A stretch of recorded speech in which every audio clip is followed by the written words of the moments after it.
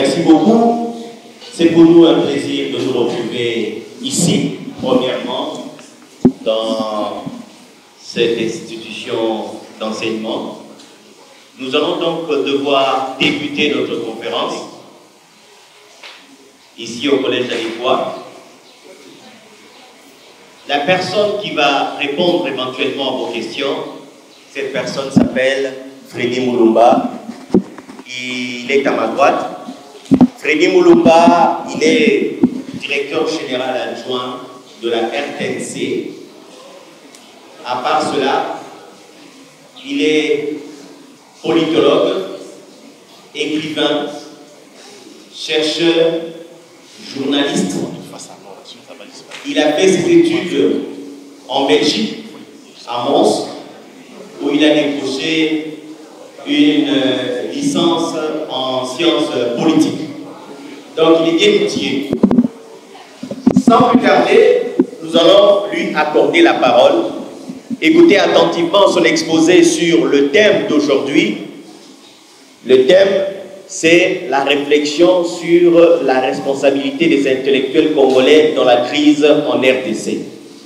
Vous aurez à poser vos questions et il se fera le plus grand plaisir d'y répondre. Freddy Moulumba, vous avez la parole.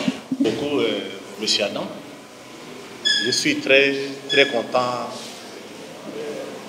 de passer par ces collèges.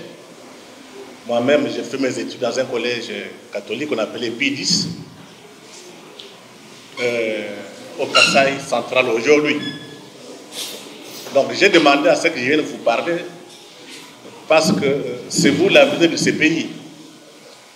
Aujourd'hui, j'ai 60 ans, mais je suis passé aussi par l'école, par les humanités comme vous. Donc, dans peut-être dans 2 ans, dans une année, vous irez à l'université, donc vous changerez un peu de statut, et à l'université, vous allez apprendre comment il faut analyser de manière lucide, sans tomber dans les sentiments. Donc, je viens vous parler pour une deuxième raison.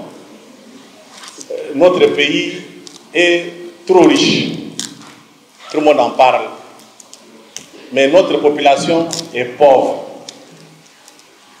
Depuis qu'on a eu l'indépendance,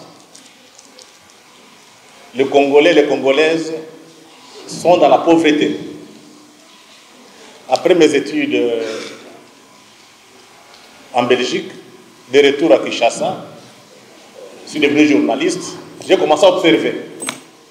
Et je me suis posé une question. Comment, avec tout ce qu'on a fait comme études, nous ne parvenons pas à rendre notre peuple heureux, nous ne parvenons pas à construire un Congo moderne et prospère.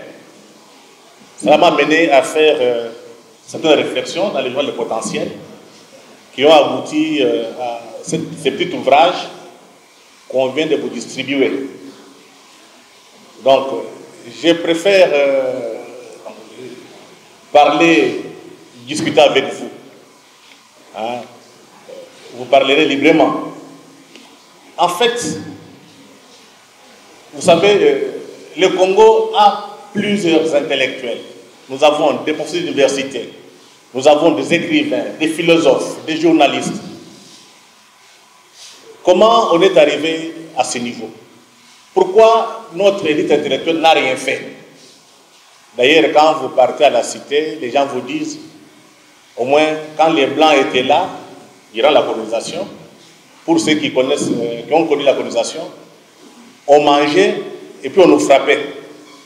Mais depuis que nos frères noirs sont au pouvoir, non seulement on nous frappe, mais on nous prive la liberté. Et on nous prive aussi à manger. Donc c'est une problématique qui est posée depuis très longtemps et le peuple s'interroge. Donc à travers ce petit ouvrage, c'est pour essayer un peu de répondre à ces questions. Vous savez, un intellectuel, c'est qui? Ce n'est pas nécessairement celui qui a fait les études. C'est celui qui est toujours à la recherche de la vérité. Celui qui travaille. Mais généralement, il y a plusieurs comment dirais-je, définition. Mais la meilleure définition, c'est le professeur Ngal. Vous ne le connaissez pas, il est à Paris. C'est un contemporain de Mudimbe. Il a parlé il a donné sa définition d'un intellectuel. C'est quelqu'un qui pense la société, qui doit critiquer la société, qui doit être dans la société, et quand il critique, il faut qu'il le fasse librement. Et le mot liberté apparaît. Mais comment, chez nous, cette liberté n'est pas respectée? Donc dans le livre que vous avez vu, vous aurez le premier chapitre, l'intellectuel tiraillé entre la vérité, la survie et l'exil. Nous sommes dans une société où ceux qui disent la vérité ne sont plus acceptés. Et comme ils ne sont plus acceptés, qu'est-ce qu'ils font? Soit ils se laissent corrompre, soit ils partent en exil. Et beaucoup d'intellectuels congolais vivent en exil aujourd'hui parce qu'ils n'ont pas eu la liberté de parler librement ici. Et ceux qui sont restés ont servi le système politique d'une manière aveugle. Et ça a donné les résultats que nous avons aujourd'hui. Face à cette situation, qu'est-ce qu'il faut faire? J'ai dit tirailler entre la survie, l'exil et la vérité. Donc il faut que les intellectuels fassent un choix, s'organisent, essayent un peu de... Faut faire, je peux dire, un contrepoids au pouvoir politique. Parce que le pouvoir politique qui les rend malheureux, qui les force à ne pas dire la vérité. Que faire? Ils doivent s'organiser dans des groupes pour s'imposer. Et pour n'arriver à s'imposer, il y a des choses. Il faut qu'ils aient le contrôle, qu'ils aient l'accès aux médias pour parler librement et donner leur point de vue quand une situation ne marche pas. Et deuxième chose, il faut construire un État moderne et indépendant. Cet État moderne et indépendant qui peut permettre à ce que les intellectuels s'expriment là où il y aura la démocratie. Ça, c'est le premier chapitre. Deuxième chapitre du livre. Vous avez les intellectuels qui entrent en politique.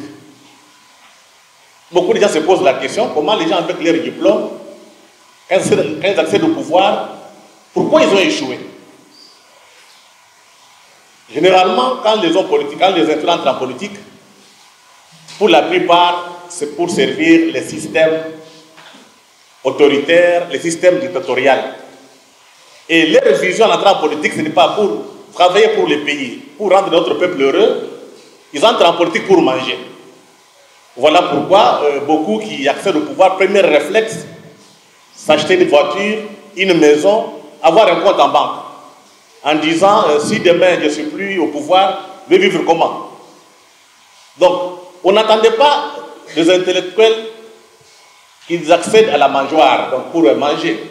On attendait à ceux qui soient capables, avec leurs compétences, d'organiser la société et de proposer des solutions et de prendre de bonnes décisions. Ce n'est pas le cas. Échec. Aujourd'hui, bientôt, on va fêter 60 ans d'indépendance. Notre pays est plus pauvre que quand les Blancs étaient là. Et ça pose un problème de conscience et on doit s'interroger. Mais dans ces conditions, qu'est-ce qu'il faut faire? Parce qu'ils entrent en politique pour manger, ils entrent en politique pour servir les intérêts étrangers et nos intérêts du peuple. Donc il faut qu'il y ait une autre élite qui doit se forger très rapidement pour prendre les choses en place et accéder au pouvoir quand il y a des idées fortes, quand ils ont des ambitions, ils ont des visions. Et ne pas accéder au pouvoir pour manger. On ne fait pas la politique pour manger, on fait la politique pour laisser un nom dans l'histoire. Si vous lisez certains auteurs, aujourd'hui on vous parle de John Kennedy. Quand vous parlez de John Kennedy, il a fait Harvard, ce n'est pas n'importe qui. Et il était à Harvard. Harvard, c'est une grande université américaine, la plus grande. Il est devenu président des États-Unis d'Amérique. Et John Kennedy a décidé, quand il était vers les années 60-61, qu'on lance les fusées dans l'espace parce que l'URSS était déjà en avance. Et grâce à Kennedy aujourd'hui, les Noirs ont eu accès à la parole en Amérique. Et quand vous demandez aux gens, aux Américains qui lisent l'histoire, qui étudient l'histoire américaine, on vous parlera de Kennedy parce qu'il a laissé un nom dans l'histoire. Donc on n'a pas fait la politique pour manger. Ce qui est contraire chez nous. Les gens entrent en politique pour manger et non pour servir le peuple et laisser un nom dans l'histoire. Troisième chapitre, partie que vous avez dans les livres, c'est sur les intellectuels, non, sur les forums dits scientifiques, tremplin politique ou masse d'intérêt étrangers. Je pense que vous qui circulez de temps en temps, vous allez voir des banderoles, vous allez voir des publicités où on dit on organise un séminaire de renforcement des capacités, on organise un séminaire, un forum pour la démocratie. Derrière ces forums, qu'est-ce qui se cache? D'abord, ceux qui vont aller assister au forum, ils ne le font pas pour rechercher la vérité. Ils ne le font pas pour faire des analyses concrètes et proposer des solutions. Ils partent pour chercher des postes ministériels. Et généralement, après forum, après séminaire, ils font des rapports, ils partent à la présidence ou bien au gouvernement déposer. Ils ne déposent pas pour qu'on puisse se référer à ce qu'ils ont fait comme travail. Ils déposent pour qu'ils soient récupérés par les hommes politiques qui deviennent ministres ou bien directeurs de cabinet ou bien conseillers. Deuxième élément concernant les séminaires ou bien forums dits scientifiques. Aujourd'hui, vous allez voir aussi, on vous dit, sous le patronage du président, avec le soutien des ONG internationales. Vous pouvez avoir aussi ça, vous pouvez avoir les ONG européennes et américaines derrière. Mais en réalité, ce qu'on dit séminaire scientifique, c'est pour imposer la pensée occidentale. Ce n'est pas pour chercher des solutions au problème du Congo. Et la plupart des recommandations qui sont faites, c'est par rapport à la pensée occidentale. Mais ça ne suffit pas. Derrière encore ce séminaire, il y a tous les services de renseignement occidentaux ou bien étrangers qui essayent un peu de chercher des informations que leurs services de renseignement devraient faire. Donc, ils sous-traitent d'une manière les renseignements. Mais chez nous, ici, on ne comprend rien. Donc, on trouve normal que quelqu'un vienne avec l'argent, vous dire non, je vais vous financer, c'est pour le développement. Mais vous ne posez pas une question, pourquoi cet homme vient de donner l'argent et pour quel objectif? Donc, il faut développer ce qu'on peut appeler l'esprit critique. Quand quelqu'un vient vous donner l'argent, ce n'est pas gratuit. Il y a un intérêt derrière. Donc, il faut développer cet esprit critique et avoir un peu la lucidité. Que faire? Parce qu'on n'a pas d'autre choix. Donc, ça signifie qu'il faut que les intellectuels fassent un effort pour redorer les blasons ternis. Parce qu'aujourd'hui, si vous passez par-ci, par-là, on va vous dire ah, Bantoyo, Bantelteur, Bébé Simboka. Tout le monde en parle, hein? Bébé Simboka. Donc, comment faire pour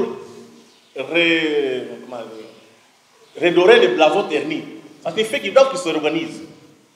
Si demain, on parle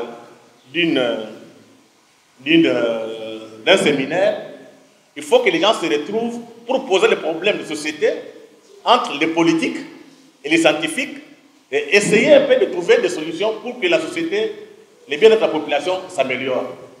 Donc c'est la seule sortie. Et pour cela, il faut chercher de l'argent. Au lieu d'aller chercher l'argent ailleurs, chez les étrangers, mieux vaut créer un cadre entre ceux qui pensent et ceux qui sont au pouvoir pour collaborer.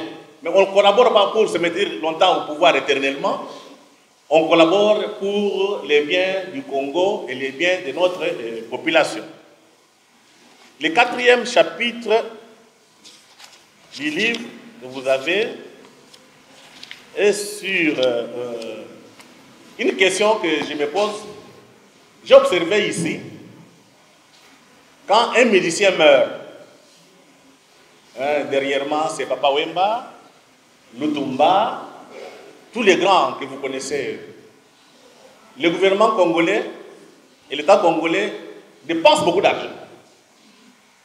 Mais quand un intellectuel meurt, il y a le professeur Malouka Lenga qui est décédé, un grand physicien, il est mort dans l'anonymat. Je me pose la question, est-ce que notre société, les pouvoirs politiques, ont-ils besoin de la science des intellectuels? D'ailleurs, quand vous regardez la machine qui produit les intellectuels, les universités, elles sont tous un peu en pleine désintégration. Or, quand vous cassez l'école, vous cassez l'université, il n'y a pas de société, il n'y a même pas de développement. Mais pourquoi ces gens qui sont au pouvoir ont toujours tendance à casser l'école, à casser l'enseignement, à casser l'éducation, à casser l'université? C'est parce qu'ils travaillent pour les intérêts étrangers. Parce que s'ils travaillent pour les intérêts congolais, ils devraient faire partie des moyens pour que vous, là, vous vivez, vous étudiez dans de meilleures conditions, et quand vous partez à l'université, que vous ayez des laboratoires et des bibliothèques. Aujourd'hui, je suis désolé, quand vous rencontrez des jeunes gens qui viennent de les humanités, pour parler en français, ça pose problème. Or, le français, c'est la langue qui nous permet de lire, d'écrire et d'analyser, d'étudier. Mais quand vous ne maîtrisez pas la langue française, vous allez travailler dans quelle langue? Nous avons un problème très sérieux. Et pourquoi l'État congolais a abandonné? J'ai dit, c'est parce que ces gens travaillent pour les intérêts étrangers. De l'autre côté, les politiciens qui devraient faire appel aux intellectuels, à la science, ils n'en ont pas besoin. Pourquoi? Ils font appel aux experts étrangers. Vous avez entendu que le Fonds monétaire est arrivé, qui viennent nous conseiller pour mettre de l'ordre. Ce n'est pas une mauvaise chose. Est-ce que nous, on n'a pas d'intellectuels? Est-ce que nous, on n'a pas des économistes qui peuvent chercher, trouver des solutions aux problèmes que nous connaissons? Pourquoi toujours les étrangers? Autre élément. Et ça se passe souvent quand il y a la formation de nouveaux gouvernements et quand on veut nommer de nouveaux dirigeants des entreprises, la plupart de nos élites passent tout leur temps à aller faire des fétiches. Ils vont consulter des marabouts. Il y en a même qui passent des nuits entières dans les cimetières. Ce sont des choses vraies. Ce n'est pas une aventure. Ce sont des choses vraies et qu'on connaît. Mais comment les gens qui devraient essayer de faire appel à la science, aux intellectuels, ils ont une confiance aveugle dans les fétiches, dans la sorcellerie. Et c'est là où ça m'amène au dernier chapitre. Le dernier chapitre est sur le renouvellement de la pensée et de la spiritualité. Après mes analyses, après avoir suivi et lu assez de livres, je me suis buté à un problème. Vous prenez les Européens,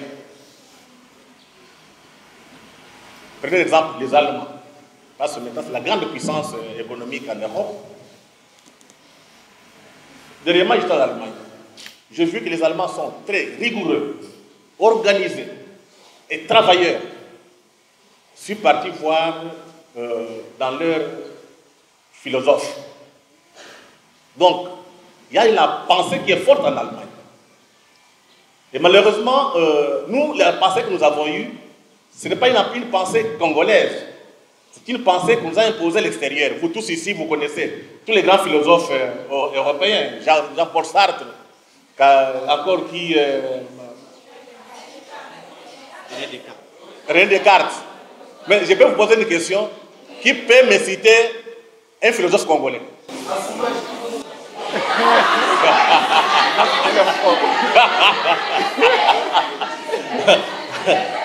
Vous voyez, on ne peut pas construire une société sans une pensée autochtone. Donc la seule sortie pour nous, s'il vous plaît,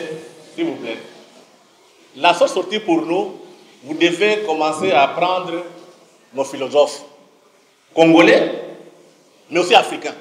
L'Afrique est presque... On a presque la même culture, la culture africaine. Ce qui va vous donner la confiance en vous, la fierté. Parce que quand vous voyez un Allemand parler, il est fier de lui-même. C'est toute une pensée qui a été construite par les penseurs allemands. Tout comme les Français. Chez nous, nous réfléchissons par procuration. Nous réfléchissons avec les pensées des autres. Voilà notre grande difficulté. Donc il faut faire recours aux philosophes, aux écrivains, aux cinéastes congolais et africains pour créer des hommes solides, des hommes désaliénés. Ça, c'est concernant la pensée.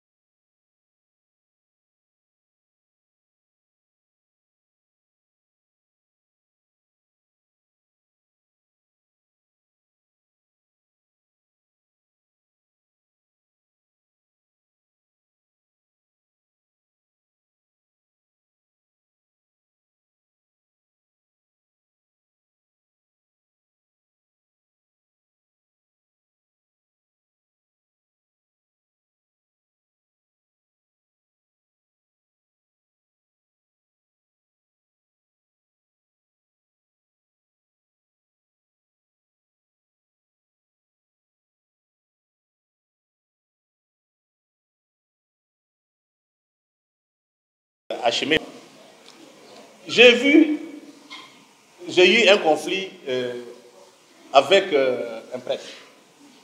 On était devant les moines, une moignale. Chez eux, c'est la vérité et non des mensonges et la justice. On m'a donné raison, alors que j'étais noir.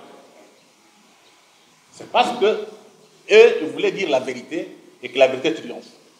Et vous allez voir là où la vérité, c'est qui est spirituel, quoi. Vous avez des États solides et des hommes debout. Je vous prends l'exemple de M. Kalonji Gitunga. Pour les gens qui sont des Kassai, ils doivent connaître. Gitunga, c'était un Moulopoué, c'était un empereur. Gitunga, il était dans son village, on voulait lui faire un Moulopoué du Kassai. Il raconte tout ça dans les livres. Hein. Gitunga a vu des sorciers. À 4h, à 16h, à 16h, ils sont montés au-dessus d'un arbre, à la partie de son père. Mais beaucoup de gens ne voyaient pas. Mais Gitunga avec le sorcier, vous voyez les autres qui étaient assis dehors en train de manger, de boire. Les sorciers lui demandent de donner sa femme, de donner son fils, sa mère ou bien son père. Gitunga a refusé. Dès qu'il a refusé, il s'est retrouvé par terre. Et il a perdu le pouvoir. C'est lui qui écrit et qui le dit. Il est déjà mort. Mais Gitunga va aller plus loin pour dire qu'il a été sauvé parce qu'il était rosicrucien. Voilà un peu les dilemmes. Vous avez le mystisme occidental, mais vous avez aussi nos dimensions traditionnelles. Quel choix avoir? Et ceux qui sont dans le mystisme occidental, ils ont toujours tendance à avoir des réseaux, franc-maçonnerie, rose-croix, pas pour faire la véritable spiritualité. C'est pour le pouvoir et l'argent.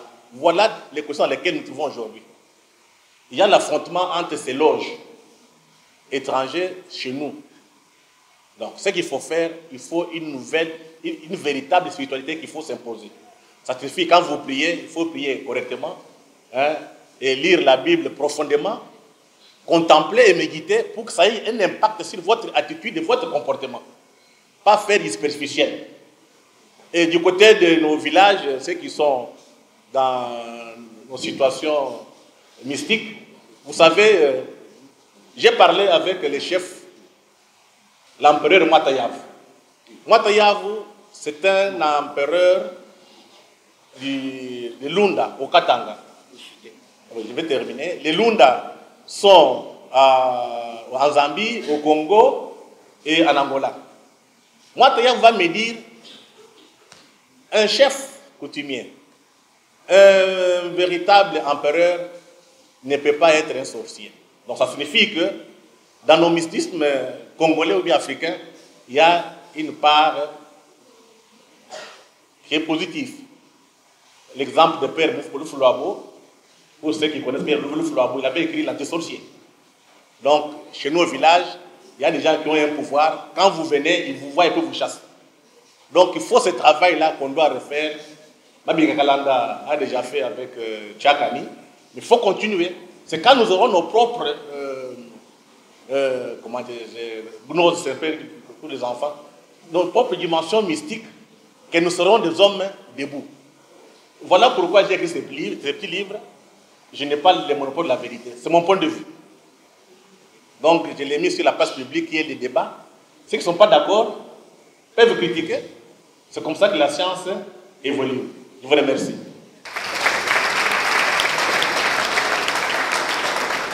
Merci beaucoup. Comme vient de le dire les conférenciers d'aujourd'hui, M. Freddy Mulumba, ce sont les intellectuels qui ne vivent pas dans la vérité, qui sont démagogues, qui luttent pour leur propre ventre, pour leurs propres intérêts. Ce sont des réalités que vous êtes en train de vivre et que vous connaissez. Alors, lorsque vous présentez pour poser votre question, vous allez vous présenter d'abord, vous donnez votre nom et la classe peut vous poser votre question. Comme ils ont dit, nous allons commencer par ici. Vous levez le doigt, on vous pointe et vous venez poser votre question. Ma question est de savoir. En fait, vous avez dit que les intellectuels doivent essayer d'arranger ou d'apporter des solutions par rapport aux problèmes de la RDC. Certes, mais j'aimerais vous rappeler que aussi, bon, dans la rue, il y a des phénomènes qui se créent. Par exemple, le phénomène Kuluna. On peut dire que parmi ces gens de la rue-là, il y a des personnes au quotient intellectuel assez élevé, mais qui ne savent pas se retrouver parce qu'ils ne sont pas considérés. Vous voyez. Et on ne peut pas juste considérer les intellectuels un certain nombre de personnes qui ont réussi dans la vie, mais c'est toute personne qui peut, à qui on peut donner la chance de pouvoir étudier, de pouvoir s'épanouir. Maintenant, ma question est de savoir, toutes ces personnes-là qui ont la chance d'étudier, s'ils sont des intellectuels, et toutes les personnes qu'on laisse dans la rue, comment est-ce qu'ils peuvent essayer de s'épanouir, s'il faut dire comme ça, ou d'évoluer? Parce que dans la rue, en fait, ils ne sont pas dans la rue par leur plein gré, mais ils y sont à cause des problèmes multiples. Souvent, c'est le manque de moyens. Souvent, ce sont des causes diverses. Maintenant, comment faire pour ce genre de personnes? Oui. Après, M. Mulumba, M. Freddy Mulumba, je me nomme Bolouf Essaïlé, élève de la 6e littéraire B. Je me reposais quelques questions. Après votre conférence, on s'est concentré sur ce que vous venez de nous dire tout à l'heure. Et je me reposais quelques questions. Après tout le constat que vous veniez de faire sur la gestion, l'organisation du pays, quelles sont les pistes de solutions que vous pouvez nous proposer pour améliorer le vécu quotidien? Car vous-même, vous avez dit, nous avons constaté ensemble que cet État n'a cessé de se détériorer depuis le départ de Blanc. Hein, monsieur? Pensez-vous aussi que tous les Congolais vont adhérer ou matérialiser ces pistes que vous nous avez suggérées pendant votre conférence? Et ici en RDC, il n'y a pas que comme christianisme comme religion, mais il y a d'autres religions aussi. Certes que le christianisme prédomine, pardon, la religion congolaise, certes qu'elle est prédominée par le christianisme, mais nous trouvons aussi l'islam, les kimbanguistes. Pensez-vous qu'ils auront une même vision pour diriger le pays? Je vous remercie. Bonjour chers collègues, bonjour monsieur. Au fait, j'ai deux questions. La première est celle-ci. Nos intellectuels ont-ils été préparés avant l'indépendance pour assurer leur rôle? Et si oui, pourquoi est-ce qu'ils n'arrivent pas à le faire? Merci. Bonjour à tous. Bonjour monsieur Freddy Moulomba. Je m'appelle l'élève, je réponds au nom de Issam Barmani de la 6e littéraire A. Ma question est celle-ci. Vous nous avez parlé sur le fait que certaines personnes dans notre pays qui ont eu la chance de pouvoir étudier occupent des grands postes. Et souvent, ils occupent ces postes-là, mais ils ne pensent pas très souvent à la population. Maintenant, ma question serait celle-ci. On peut peut-être avoir des bonnes idées, mais comment est-ce qu'on devrait faire pour que lorsqu'on atteindra ces postes-là, qu'on puisse accomplir les idées qu'on a et non se laisser tourmenter par l'argent qu'on aura ou par le poste qu'on aura à occuper? C'est ça ma question. Merci beaucoup pour ces questions. Je commence par la question de l'islam, c'est beaucoup plus important. Oui. Pour ceux qui sont des musulmans, ceux qui sont par exemple des bouddhistes, et vous verrez même des chrétiens, dans toutes ces religions, il y a un élément qui est, je dirais, un peu essentiel. C'est l'amour. Et quand on dit l'amour, il y a la compassion. Et vous allez voir, la plupart des gens qui ont intégré ces dimensions spirituelles, peut-être musulmanes, islamiques, chrétiennes, tout comme bouddhistes, sont des gens qui sont foncièrement très bons. Donc, il n'y a pas seulement que la religion chrétienne qui peut donner la compassion. Il y a aussi l'islam, il y a aussi le judaïsme, il y a aussi le bouddhisme aujourd'hui, et d'autres taoïsmes et autres dans d'autres civilisations. Donc, ce qui est essentiel, c'est l'amour. D'ailleurs, pour ceux qui sont chrétiens, on dit Dieu est amour. Tout est résumé en ça. Quelles que soient, toutes les religions révélées sont comme ça. On n'a jamais vu une religion révélée qui pousse les gens à aller faire du mal. Ça n'existe pas. Mais c'est l'interprétation des individus qui fait que cette religion est utilisée pour tuer et piller. C'est le cas durant la colonisation. Ici, chez nous, c'est le cas avec l'islam aujourd'hui. On tue des gens au nom de l'islam. Mais quand vous lirez, quand les gens qui connaissent un peu le livre, le Coran, jamais dans le Coran on dit allez tuer les gens. Ça n'existe pas. Mais l'interprétation des individus, la politisation de la religion, fait à ce que les gens se comportent ainsi. Concernant les pistes de solution, je pense que ce qui est beaucoup plus important ici, c'est parler de l'école. Nous tous, nous sommes les produits d'une éducation, d'une école. Si on veut changer la société, il faut changer l'école. À quoi sert l'école? Pourquoi vous étudiez?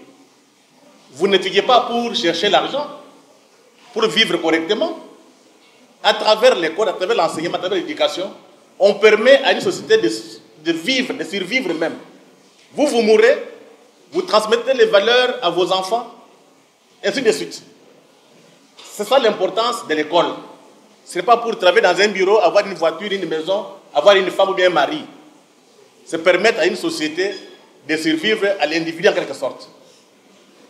Et dans notre cas, l'école que nous avons jusqu'à aujourd'hui, cette école n'est pas congolaise, n'est pas africaine.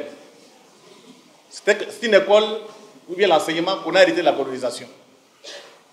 Et durant la colonisation, ça c'est pour expliquer pourquoi les gens qui ont étudié après l'indépendance n'ont pas réussi. L'école avant l'indépendance avait des missions. La première, on vous forme pour devenir des blancs à peau noire, Mondelendombe. C'est comme ça qu'on a créé l'histoire des évolués et le statut d'évoluer en quelque sorte. La deuxième mission de l'école durant la colonisation, on formait des capitans, des gens qui doivent travailler pour les intérêts étrangers. Et jusqu'aujourd'hui, l'école fonctionne ainsi. Rien n'a changé. Donc, le travail à faire, si nous voulons avoir des hommes politiques compétents, des hommes politiques qui ont au moins la morale ou bien l'éthique, nous devons réformer l'école, et l'école qui doit être capable de nous donner des élites qui peuvent faire marcher notre société et améliorer le bien-être de la population. Mais jusqu'à présent, notre école, je m'excuse, fabrique beaucoup plus des inconscients. Voilà pourquoi le pays est trop riche, mais le Congo est pauvre. Donc, il faudrait revenir à l'école. Il n'y a que l'école qui peut faire changer de tout. Nous sommes tous les produits de l'école. Ce que je parle ici, ça vient de l'éducation de famille, de l'éducation de l'école que j'ai fréquentée, mais aussi de l'environnement de lecture que j'ai fait. Ça a comment dirais-je, un impact sur moi-même et sur ma manière de me comporter. Donc, si nous voulons demain avoir des hommes solides, il faut revoir l'école. Maintenant, nous sommes dans une société telle qu'aujourd'hui, avec la mondialisation, nous avons une chance unique dans l'histoire. C'est de tracer notre destin. Voilà pourquoi moi je vous parle. D'ici 10 ans, 20 ans, 2025, 2030, vous êtes des responsables. Vous allez vous comporter comment? Le monde a basculé. Il y a de grandes ruptures. Ruptures civilisationnelles, parce que depuis très longtemps, l'Occident, l'Europe en particulier, avait imposé son récit à travers le monde. Les valeurs occidentales étaient les seules valeurs de référence. Mais avec la mondialisation, il y a une rupture civilisationnelle. Aujourd'hui, il y a d'autres civilisations qui émergent. Vous avez les Chinois qui ne pensent pas comme les Européens, comme les chrétiens. Vous avez les hindous, les Indiens. Nous avons nous-mêmes, on ne pense pas comme les Européens. Vous avez les musulmans qui ne pensent pas comme les Européens. Donc, il y a un autre monde qui se met en place. Donc, si demain nous voulons revoir notre éducation, notre école, c'est par rapport à ces mutations. Nous voulons avoir quelle élite dans ce monde qui est en pleine mutation, dans un nouveau monde qui se met déjà en place. Après 5 siècles de domination occidentale. Ça, c'est la première rupture. Rupture civilisationnelle. La deuxième rupture, c'est la rupture géopolitique. L'Amérique n'a plus le monopole des violences et de l'argent. Le monde bascule vers l'Asie. D'ici 2030, la Chine sera la première puissance économique. Nous allons faire quoi? Voilà les questions de fond que nos élites intellectuelles qui ont été à l'école des Blancs devront se poser. Mais malheureusement, nos élites sont perdues. Donc c'est vous maintenant qui devez faire un grand effort pour ne pas nous suivre nous. Vous devez créer vos propres voies. Ça demande que vous devez vous instruire, vous devez apprendre, vous devez travailler. Les grandes civilisations qui ont réussi, c'est parce que la qualité de l'élite était meilleure. Vous avez la Chine, vous avez l'Allemagne, vous avez l'Amérique. D'abord, ce n'est pas n'importe qui fait la politique, ce n'est pas n'importe qui entre à l'université. Ce sont toujours les meilleurs. Et les résultats sont toujours bons. Chez nous, c'est le contraire. Vous avez une médiocrité incommensurable. Et ce qui est dramatique, nous tous, on s'accommode à ces médiocrités-là. Moi, je vous demande de refuser, s'il vous plaît, je vous demande, vous qui êtes jeunes, de refuser de vous accommoder avec la médiocrité. Ça signifie quoi? Un voleur, soit ton frère ou bien ton père, il faut lui dire, il ne faut pas voler. Si vous avez des gens qui vivent en désordre, qui ne veulent pas l'organisation, vous devez faire un effort pour qu'il y ait de l'ordre. Parce que toute civilisation, tout pays, toute puissance qui a réussi, c'est grâce à l'organisation. Mais curieusement, les Africains, surtout, je dirais noirs, on vit dans un désordre incommensurable. Donc, essayons de voir comment les autres ont évolué, comment les autres travaillent. Prenons ce qui est positif pour aussi nous organiser. Je donne un peu ces types de réponses. Je ne sais pas si j'ai répondu à tout. Mais s'il y a des choses de Kuluna, la première question, c'était aussi lié à l'école. Vous étudiez quoi? Vous avez une école qui ne forme pas les gens pour le travail. Vous sortez de l'école, vous n'avez pas d'emploi. Vous faites comment? Je vois des licenciés en économie. Ils vendent au marché sont basés qui trouvent, mais c'est central. Ce n'est pas normal. On devrait savoir, notre école aujourd'hui, on a besoin de quel type d'élite? Nous disons, nous devons nous développer, on a besoin de techniciens. On forme des techniciens. On dit, on a un problème culturel, on fait comment? On forme des philosophes, des historiens. C'est comme ça qu'une société évolue. Mais jusqu'à présent, on navigue à vue. Donc, c'est vous, l'avenir de ce pays. Prenez votre conscience, prenez votre destin en main, essayez de parler à vos parents. On va tous partir. Qu'est-ce qu'on va vous laisser? C'est la question de fond. Aujourd'hui, vous n'êtes pas encore conscient. D'ici 10 ans, vous verrez comment la vie est devenue. Quand vous quitterez les parents. Mais il faut toutefois parler à vos parents. Qu'est-ce que vous allez nous léguer quand vous ne serez plus vivants? C'est la question de fond. Des intellectuels qui, au lieu de servir la nation, font n'importe quoi, servent leur ventre, bref, ne pensent qu'à eux. Maintenant, ma question est la suivante. Quelle est l'origine de cet égoïsme? Est-ce leur éducation ou c'est autre facteur, ou c'est d'autres facteurs extérieurs qui ont causé ce dérèglement, cet égoïsme?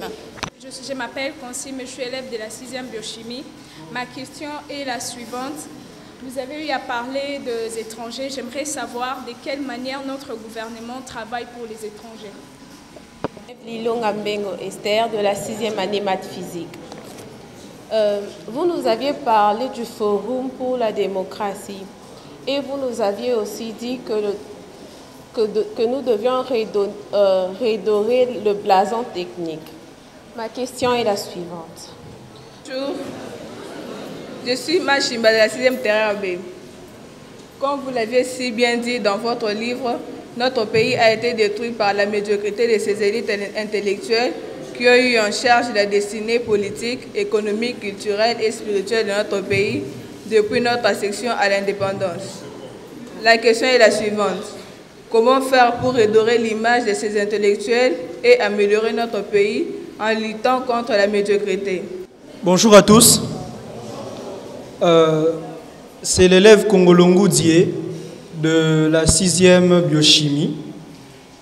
Alors, Monsieur Mulumba, durant l'exposé de votre ouvrage, vous avez suscité en moi beaucoup de choses parce que c'est aussi des réflexions que j'ai des fois. Donc, vous avez explicité ça et ça m'a fait vraiment, vraiment beaucoup du bien.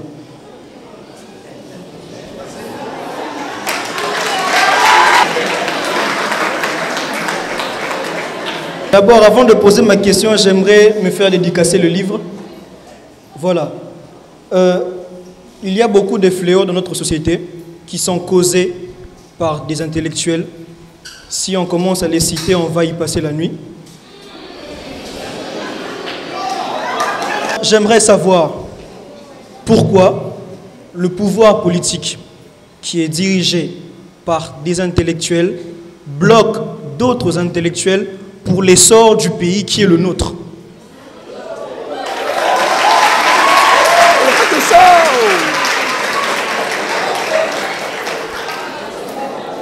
Mais aussi, est-ce que un intellectuel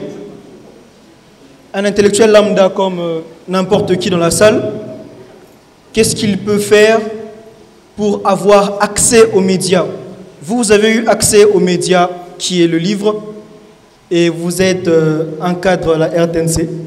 Donc vous avez le média facile. Maintenant, qu'est-ce qu'un citoyen lambda qui pense, qui a une réflexion assez pointue sur certaines choses, peut avoir accès à tout ça pour développer ses pensées? Et vous avez aussi parlé des pensées d'ailleurs, des philosophes d'ailleurs que nous étudions. Alors, est-ce qu'il faudrait aussi changer ou modifier le programme scolaire? Parce que là, on a Pythagore, on a Socrate, sont des gens d'ailleurs. Et est-ce qu'il faut changer le programme, l'adapter au fait à un enseignement purement congolais avec des valeurs congolaises, africaines, bantoues? Et je me demande aussi, est-ce que, au-delà de tout ça, il faut revenir aux valeurs traditionnelles, aux valeurs de ce qu'on nous raconte au cours d'histoire avant la colonisation? D'accord, merci. Aujourd'hui que dans notre pays, certains postes sont occupés par favoritisme. On a par exemple dans un poste une personne intellectuelle qui peut apporter un plus au pays et on y met une personne par relation familiale, par lien familial, qui n'a rien dans la tête, mais simplement parce qu'il est de la même famille.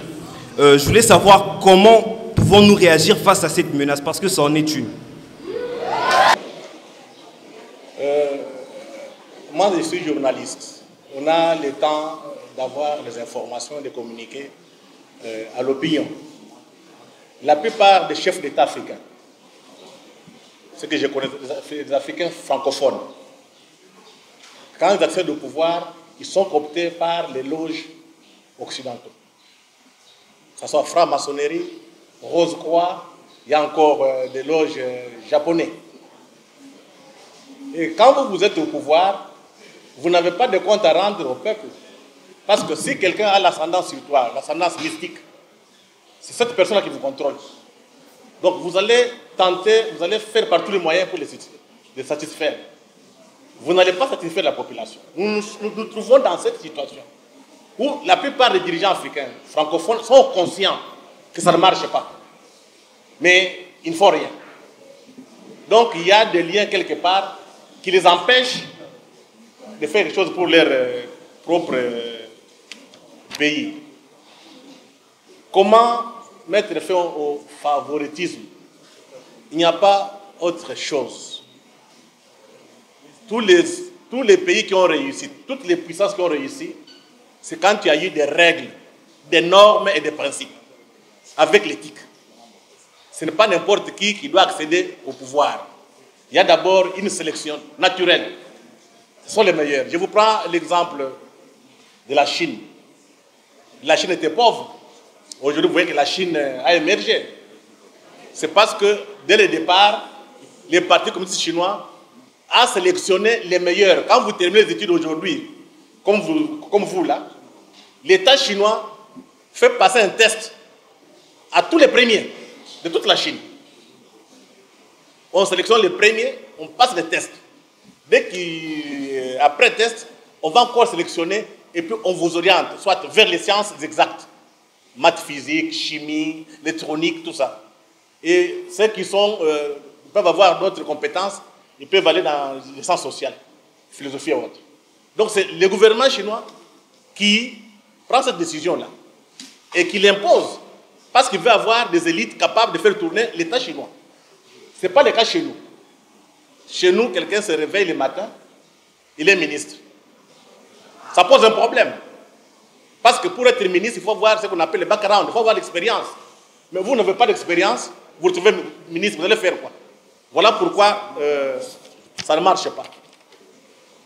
Donc, il faut des critères, il faut des règles, il faut des principes. Sans ça, on va s'embrouiller comme on s'embrouille là. Nous crions, mais les pays avancent. Donc, l'extérieur a toujours un pouvoir sur nos dirigeants.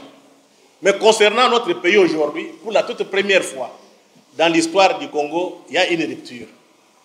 Les élections qui viennent de passer, on les a fait nous-mêmes. On les a financées nous-mêmes. Les dirigeants qui sont issus de ces élections-là n'ont rien à donner à l'Occident. Ce sont nos élites à nous. Donc nous sommes aujourd'hui indépendants et c'est à nous maintenant de définir ce que nous voulons faire pour que notre société s'améliore. Donc, il y a une rupture aujourd'hui et il faut que les élites intellectuelles prennent conscience.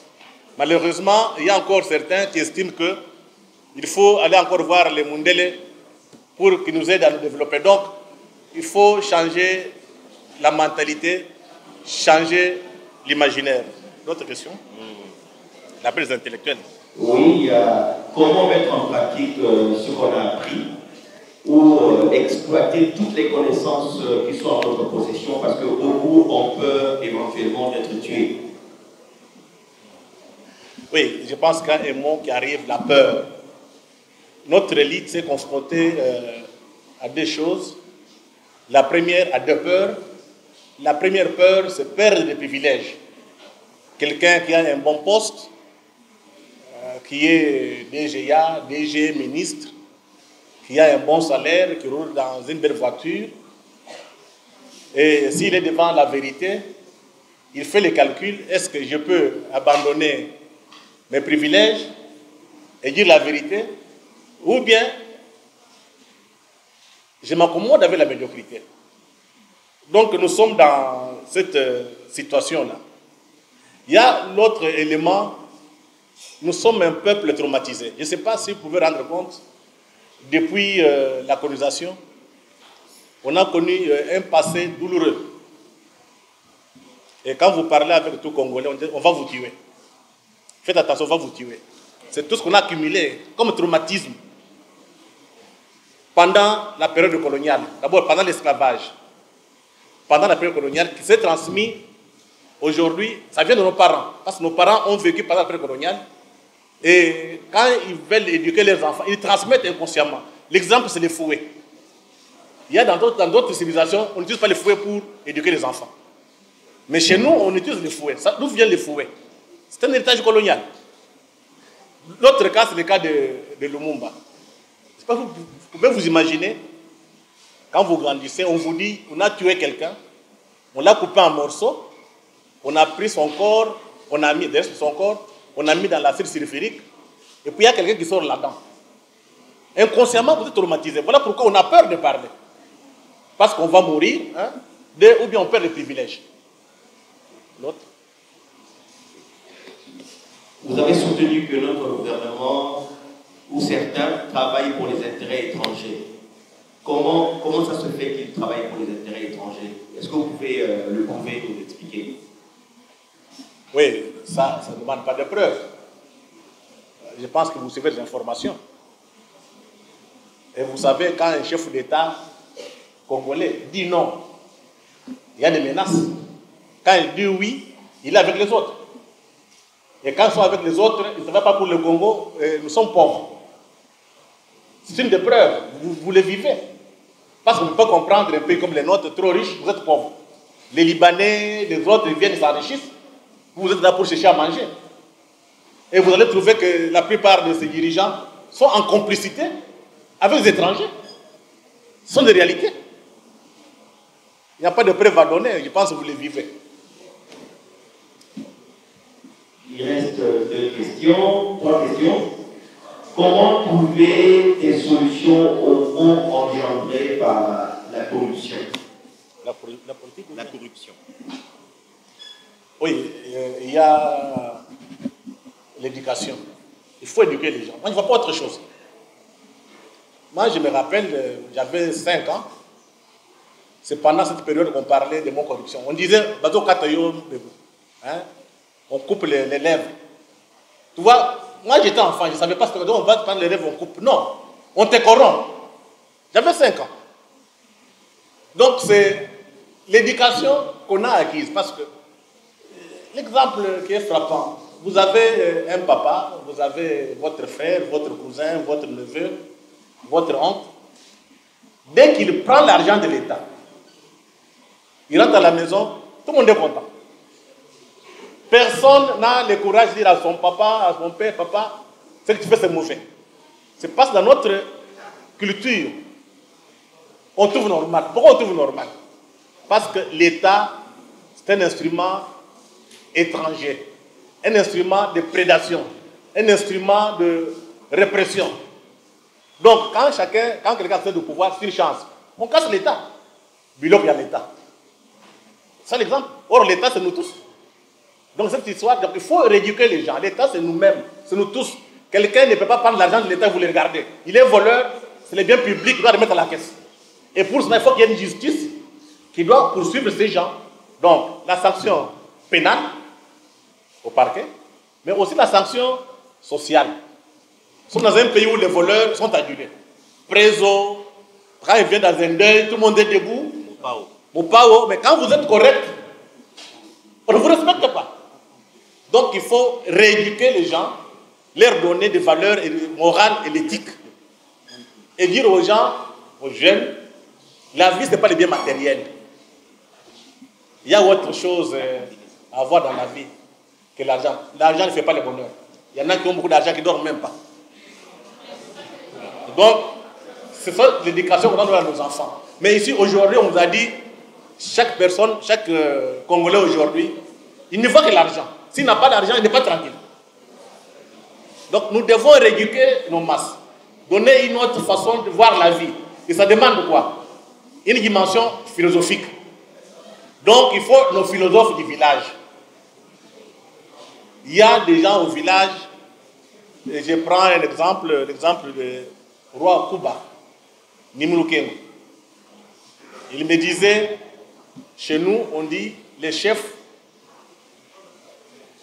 mangent et puis ils ressortent. On leur donne les paroles. Ce ne sont pas ces paroles, ça vient de la population. Donc les chefs ne s'imposent pas. Les chefs sont là pour le peuple. Et vous allez voir, dans l'histoire de nos civilisations, vous n'attendrez jamais qu'un empereur, un roi, un chef coutumier a volé son propre pays, son propre État. Mais comment vous qui êtes passé par les bords des Blancs, vous détournez l'argent du pays, l'argent public? Donc ce sont des débats philosophiques. Et là, il faut que les gens pensent dans la société. C'est le travail des philosophes. Pas reproduire les pensées des autres. Ça ne veut pas dire qu'il faut rejeter les pensées extérieures. Il faut essayer de prendre ce qui est positif pour moderniser notre société. Voilà, qu'est-ce que les Chinois, les penseurs chinois font, pensent les sociétés européennes, américains, arabes. Et on va malaxer pour moderniser notre pensée. Vous parlez très bien français. Vous parlez très bien français. Bravo à vos enseignants.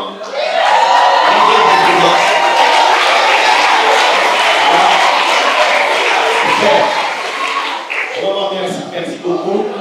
Ce que Frédéric Moulomba a dit, c'est la vérité.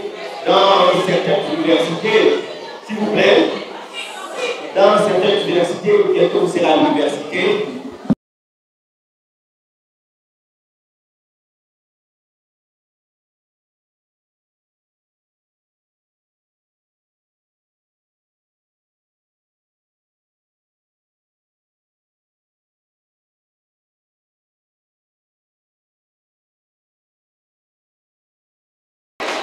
Nous allons passer, pour terminer la parole, à cet aspect-là qui a tout organisé.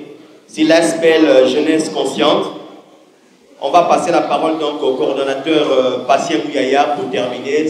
C'est lui qui a tout organisé. Et nous lui en remercions d'ailleurs pour avoir permis à M. Kouma de venir s'exprimer et de partager cette réflexion très enrichissante, très intéressante avec vous, M. Patient. La structure dont je vous parle, la jeunesse consciente, ce n'est pas ma structure, mais c'est un aspect qui a été créé par 5 personnes.